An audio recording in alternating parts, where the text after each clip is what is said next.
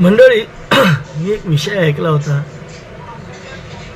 की आपली म्हणजे 70, 80, 90च्या दशकातल्या मुलं साक्षर झाल्यामुळे ना आत्ताच्या मराठी शाळा बंद पडायला लागल्यात.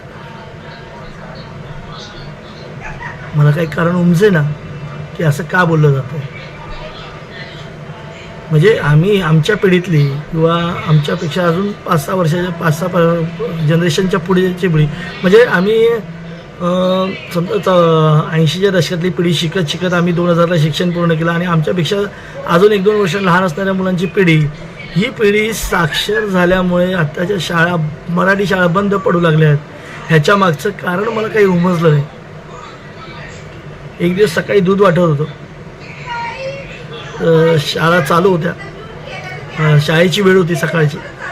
बऱ्याचशा शाळांमधली मुलं येत जात होती आणि तिथे मात्र माझं कारण मला समजलं की असं का बोललं जातं. मंडळी, आपण 80-90च्या दशकातले ज्या मुलांनी मराठी माध्यमाच्या शाळेत शिक्षण घेतलं ना मंडळी, त्याच माध्यमातल्या मुलांची, म्हणजे आमची मुलं, माझी स्वतःची मुलं मी इंग्लिश मिडियमच्या शाळांमध्ये टाकली. उद्देश चांगला होता. उद्देश हाच येतो होता की आपल्या मुलांनी इंग्रजी शिकावं.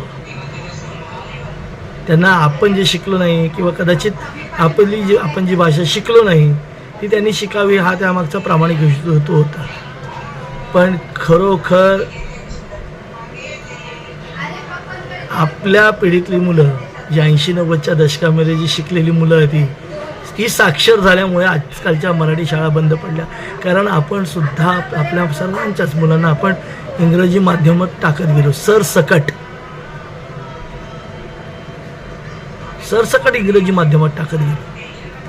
मागचा पुढचा कोणताही विचार न करता आपण त्यांना इंग्रजी माध्यमात टाकत गेलो.